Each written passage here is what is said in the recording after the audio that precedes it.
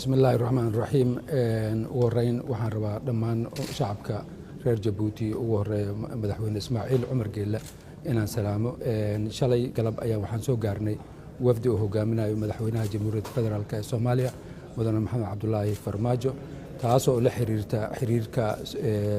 soo jireenka ee walaaltinimo labada dal ka dhaxaysa horey mar dhaweyd waxa dalka Soomaaliya ku soo booqday madaxweynaha dalka Jabuuti marka waxay ahayd xiriirka soo jireenka bal inaan ka wada hadno si loo sii wanaajin lahaa loo dardargelin lahaa maartay horumarka iyo wax wada qabsiga labada dal ay ku saabsanaa Soomaaliya iyo Jabuuti labada oo walaalo dariso oo iska maarmeen kolka laga hadlayo arrimaha masiiriga waxa ka mid ah sidaan sheegay tiirarkiisa waxa weeyaan amniga kolka walaalaheen aad baan horta ugu hambalyeynaa siday maamulka iyo talada ay Soomaaliya u wadaan aad baan u hambalyeynaa madaxweyne Farmaajo iyo xukuumaddiisa la dagaalanka argagixisada sida uga shaqeynayaan iyo sida deganaashada dalka iyo xasiloonidiisa